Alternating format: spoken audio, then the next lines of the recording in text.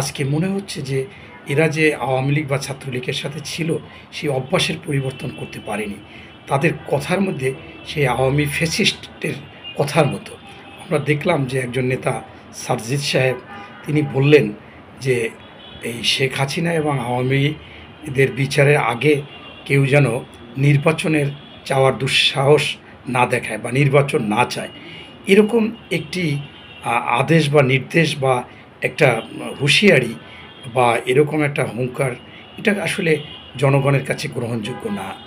আমার কাছে মনে হচ্ছে যে আজকে এই যারা আছে তারা একেবারে স্পষ্টভাবে তারা আসলে আওয়ামী লীগকেই পৃষ্ঠপোষক করতে চায়, আওয়ামী লীগকে পুনর্বাসন করতে চাচ্ছে।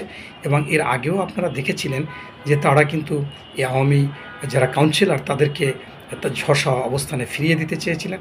তারা দাবি তুলেছিলেন এবং এ নিয়ে অনেক এগিয়েছিলেন। সেখানে কিন্তু প্রমাণ হয় যে তারা হয়তোবা তাদের দল ভারী করার জন্য অর্থ পয়সা এবং এই যারা কাউন্সিলর তারা কারা? তারা এক একজন আতঙ্ক, রাঘব বল, মানুষ যাদেরকে কাউকে পছন্দ করে না। সেখানে আমরা কিন্তু সেই জিনিসটা দেখেছি।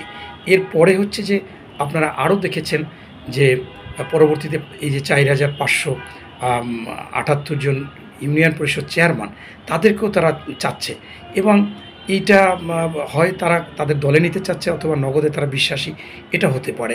আবার আজকে দেখেন যে এটা যে স্পষ্টভাবে নির্বাচনকে বিলম্ব করা এবং আগে আমরা শুনেছিলাম সংস্কার, এরপর শুনলাম বিচার, এরপর হচ্ছে আপনার স্থানীয় সরকার নির্বাচন, এরপর ওনারা নিয়ে আসছেন যে ওনারা সেকেন্ড রিপাবলিক, আবার পরবর্তীতে গণপরিষদ।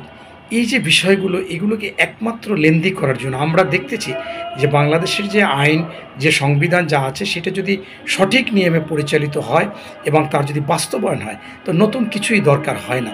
এবং তারা কেন চাচ্ছে, কেন তাদের লেনদি প্রসেস, এবং আমার কাছে অত্যন্ত দুঃখজনক মনে হয় এই জন্য যে ১৯৫২ সালে যারা আন্দোলন করেছে তারা কিন্তু জনগণের কথা চিন্তা করেছে, সাধারণ মানুষের এবং তাদের বিবেকের তাড়নায় সে ছাত্ররা করেছে। ৭১ সালে স্বাধীনতা করেছে, সেখানেও কিন্তু তারা বিনিময় কোনো কিছু চায়নি। আমরা ৯০-এ আন্দোলন করেছি, আমরা সেখানে গ্রেপ্তার হয়েছি, বুলেট বিদ্ধ হয়েছি, তারপরও আমরা কিন্তু ৯০-এর আন্দোলন করে বিনিময় কিছু চাইনি। কিন্তু আজকে আমরা এই বিনিময়ের ব্যাপারটা স্পষ্ট দেখতেছি। আমরা দেখেছি শহীদ প্রেসিডেন্ট জিয়াউর রহমান, মেজর জিয়া যখন স্বাধীনতার ঘোষণা দিয়েছিলেন এবং তিনি জানতেন যে তিনি যদি এই স্বাধীন না হয় তাহলে তার ফাঁসি হবেই এবং তার পরিবারের সবাই হত্যা হবে, তারপরও তিনি রণাঙ্গনে থেকে যুদ্ধ করেছেন এবং আপনি দেখেছেন যে তিনি সেক্টর কমান্ডার ছিলেন, তার অক্ষর দিয়ে একটি জেড ফোর্স অধিনায়ক ছিলেন। একদিনের জন্য তিনি যুদ্ধ মাঠ থেকে ফিরে আসেনি, স্বাধীন হয়েছে, ব্যারাকে ফিরে গেছে। পরবর্তীতে স্বাধীন সরকারের একজন ওনাকে জীবিত মুক্তিযোদ্ধাদের মধ্যে সর্বোচ্চ খেতাব, বীরোত্তম খেতাব দিয়েছে। কিন্তু আজকে আমরা দেখতেছি যে সরকারের পৃষ্ঠপোষকতায় সেদিন যখন কর্মসূচি হলো স্পষ্ট এসেছে ৫টা গাড়ি পিরোজপুর থেকে নিয়ে আসছে। কীভাবে নিয়ে আসছে, ডিসির মাধ্যমে কেন আনে, এবং সেখানে আমরা দেখলাম যে প্রধান উপদেষ্টার যিনি ছিলেন তিনি কিন্তু স্পষ্টভাবে বলেছেন যে গাড়িতে শহীদ পরিবারের ২ জনকে আনার জন্য এটা গাড়ি কথা বলেছে।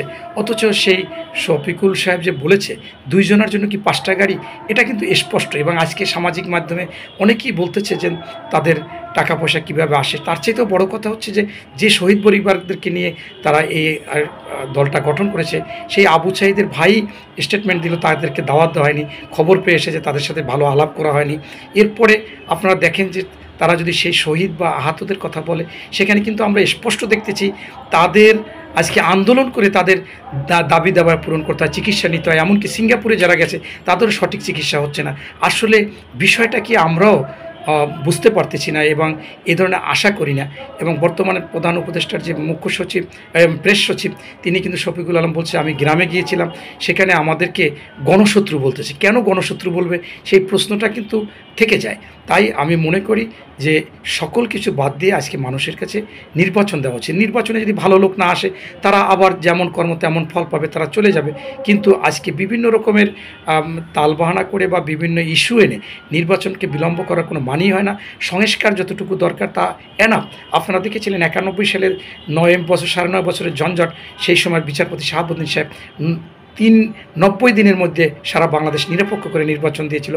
আজকে জনগণের সে বাজার দর নিয়ন্ত্রণ করতে পারতেছে না, আইনশৃঙ্খলা বাহিনী সেটা করতে পারতেছে না, সুশাসন নাই, সুবিচার নাই, সর্বত্র ঘুষ চলতেছে, দুর্নীতি চলতেছে এবং এখন যারা আছে সাংবাদিকরা বলতেছে তারাও বিভিন্ন রকমের দুর্নীতি তদবির বাণিজ্য করছে। এটা দুঃখজনক। আমরা দেখছি যে জনাব ইলিয়াস সাহেব তিনিও তার সেখানে বলেছেন এবং তিনি স্পষ্টভাবে 4-5 জনের ছবি দিয়ে বলছে যে এই 2 জন উপদেষ্টা এবং এই সমন্বয়করা তারা এই কাজগুলো করতেছে। তাই এটা দুঃখজনক। ধন্যবাদ।